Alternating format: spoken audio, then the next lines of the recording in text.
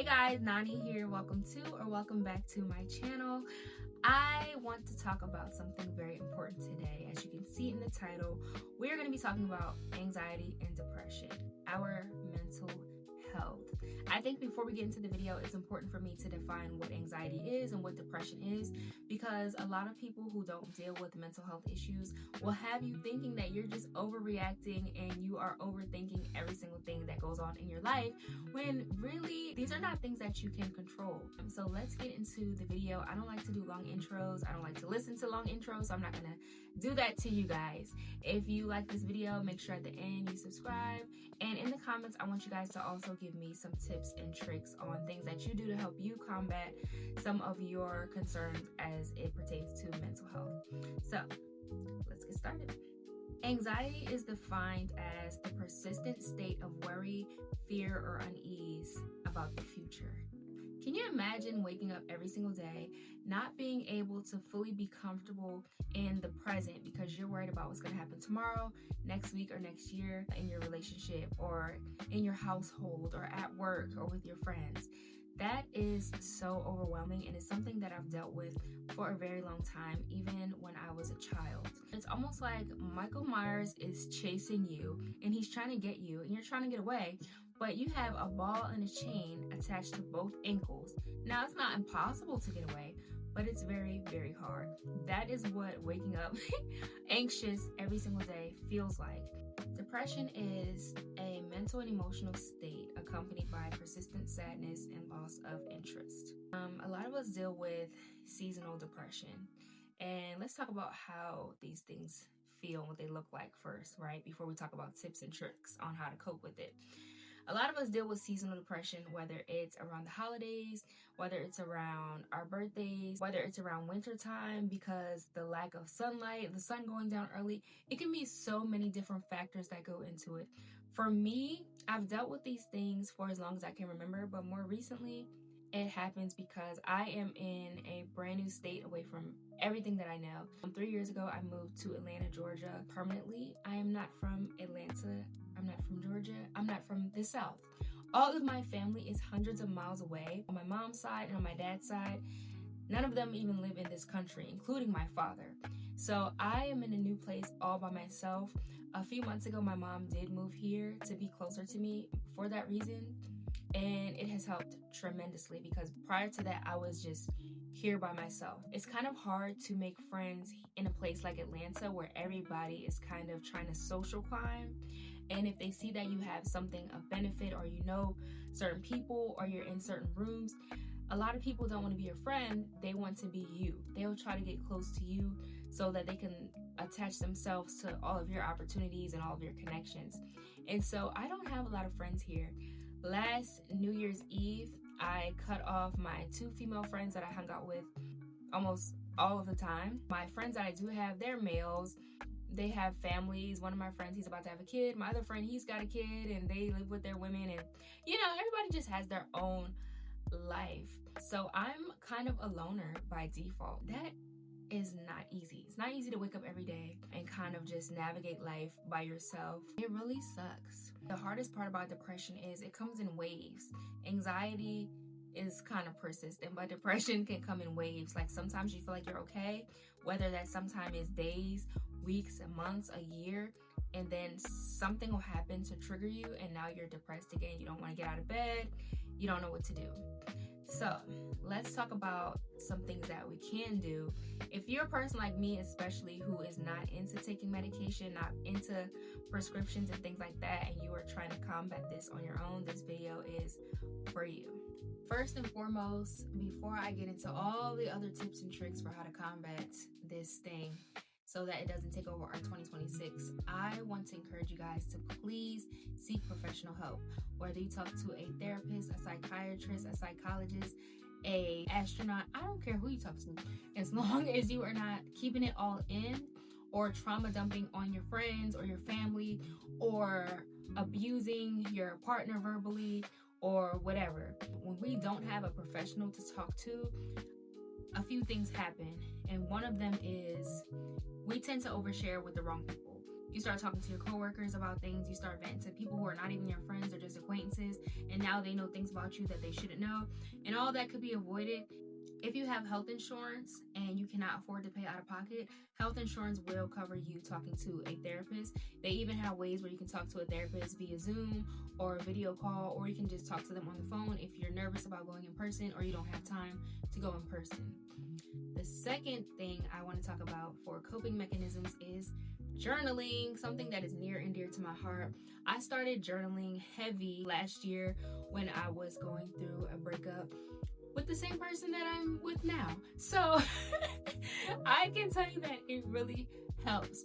But one major thing is the things that I'm telling you that help you to cope, they can't be used as an emergency hotline. You have to actively be doing these things because we are never fully healed. We're always healing. Just like an addict is never recovered, they're always in recovery. You can be in recovery for 30 years, you can be clean, you can be living a new life, and something will happen that'll trigger you and you can relapse.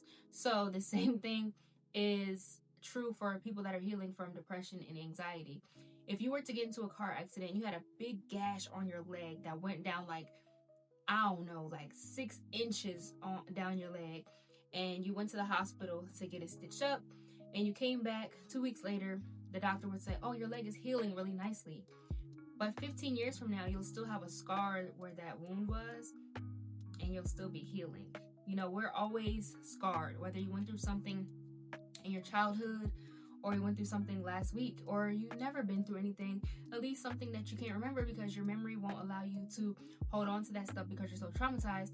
We're always healing. So give yourself some grace and make sure that you actively do these things that I'm telling you so that you don't have these downward spirals. So I have a few of my journals here with me, my 3 favorite journals that I use, and I'm going to show them to you guys. This first one is just a notebook that I got from Burlington, I believe. Inside at the top, each day it'll have scriptures, it'll have the date, and you kind of just get to freestyle. You can put whatever you want in here, whether you need to vent, whether you want to put prayer requests, whatever you want to put in here. I like this notebook. It has like this cute little magnet, and it's purple and it's girly, and it helps you with your healing journey, but it helps you to feel soft and feminine as well. So that's that one. This one is just my spiral notebook. I love this because I can take my colorful pretty markers and I can kind of just freestyle in this one as well. In this one, I kind of take a lot of notes when I'm watching like YouTube sermons or I'm listening to podcasts or whatever. I try to take notes in here. I put things I'm grateful for in here.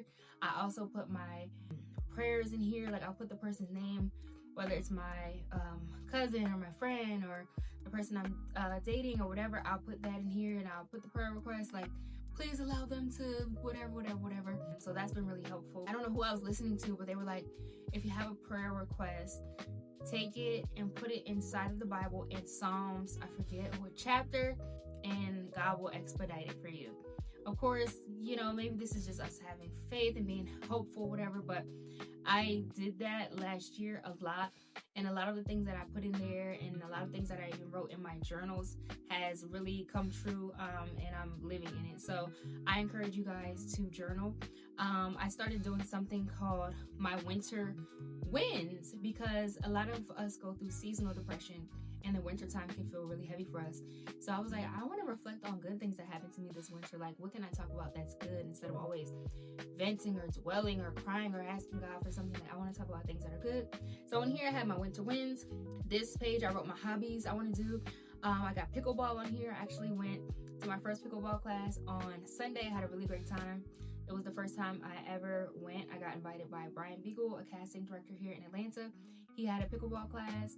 They had pizza there, so that was really nice to get out and meet people and just be around community. Horseback riding's on here. That's something I'm well versed in. I've been doing that since I was a child, but I haven't done it lately. I just got some new Ariat boots. If you know anything about Ariat, I probably need to wear them because those boots cost $2 billion.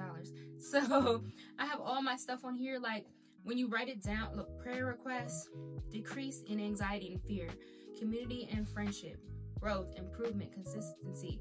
Like all of these things, you can write it down and be able to keep track of it. And this is what the notebook looks like, you know, just a plain notebook or whatever. Because if you keep all those things inside, for people like us who deal with anxiety already, that's not good. Like your mind is going to go crazy and you're going to have a meltdown. This other journal I want to share with you guys, I got from a Christian author. Her name is Divine Amour.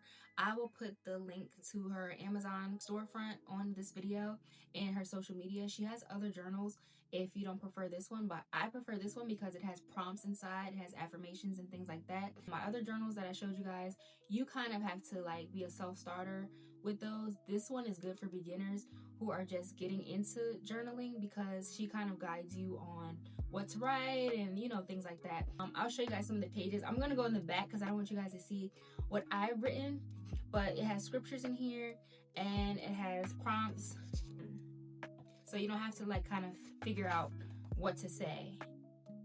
I'll show you guys a few pages. I like this one. This is a self-reflection page. How can I practice gratitude even in my challenging times to strengthen my trust in God?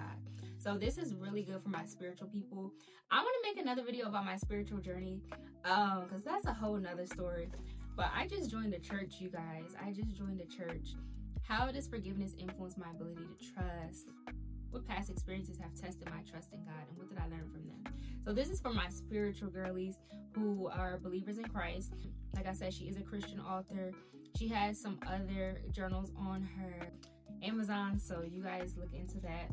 I like how colorful and interactive this journal is because bright colors bring happiness and they bring peace and comfort, especially if you're a person like me who wears all black, who has blackout curtains, who sits in a dark room, never knows what day and time it is. Like you need something uplifting. I promise you do. We can go into the next thing since I mentioned church. Community is very important if you are on a healing journey and you deal with a lot of depression and anxiety. You want to be around people that care about you. You want to be doing activities. You do not want to be sitting in the house. You can even do small stuff. Like the other day, I went out with one of my friends. We got seafood, we got wine, we got dessert, had a piece of carrot cake, and I just treated myself. Something really, really simple like that can truly help you. I plan on doing more volunteering and stuff at my church. They're looking for ushers. I never in a million years saw myself being a church usher. I've always believed in God, but I've never been a religious person. So for me to have a church home is hilarious. But yeah, you just want to get out and be around good people and not be in the house. Even if you go outside 3 hours a day and you do like Uber Eats or you do Instacart or something, like just to interact with people and smile and talk to people, like you have to do what you have to do. I just got a library card. I love going to the library. I do a Bible study on Monday nights with a few ladies that I know from back home. I'm also going to start going to Bible study at my church. Like, you actively have to be working at this thing every single day so that it does not get the best of you. Going into the next thing, sometimes I find myself taking out my feelings and emotions on people that I really care about, especially my romantic partner. I know what y'all are thinking when people say the word partner, but it's not that, I promise. He's a guy.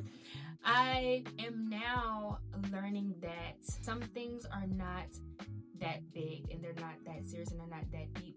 So you have to sometimes give yourself a chance to step back and kind of sit with things. Like if you guys are having a small disagreement or you having a disagreement by yourself, because he don't really be the problem, it be me. If you guys are having a small disagreement, give yourself 24 to 48 hours before you send that long, stupid, drawn-out paragraph that nobody cares about because you are going crazy. Or if you really have to get it out of your mind or whatever, off your chest, put it in your notes app and just don't send it because nobody cares, girl. It's not that deep. Put it in your notes app. If you got to backspace and say some other stuff and revise it and do this and get mad and throw the phone, whatever. But don't be spiraling on people that you care about. Don't say things that you can't take back. And don't be impulsive. Like, don't make impulsive decisions. We are adults. Like, you have to learn how to deal with your emotions. You are not a 3-year-old. You should not be having temper tantrums. I know that you're hurt. I know that you're going through some things. But there are ways that we can overcome, okay? This next suggestion is the same thing along the lines of finding community. Get some new hobbies. Like I said, I just started doing pickleball. I'm going to pick up horseback riding again. I need to get my string on my violin fixed so I can start playing that. I bartend private events part-time. I am a professional actor, so I need to be more consistent with my acting classes and my workshops and things like that. Like, you really have to keep your mind busy so that you're not always overthinking or assuming or going down rabbit holes or trying to figure things out, because anxiety is you trying to get a hold of things that haven't even happened yet and may never happen. So if you keep yourself busy, you don't have time to do that. We're gonna pivot. Let's get into some of the don'ts. And I kind of touched on these already, but I just want to reiterate. Don't sit in the house and be alone and be in the dark and do nothing for days at a time. Even if you have to force yourself to get up and get out of bed and get dressed.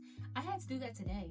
I do not enjoy wearing makeup. I do not enjoy getting girly or doing any of that. I kind of just like to be in here in my bed watching TV, chilling, writing on my laptop, being creative, just enjoying my own company.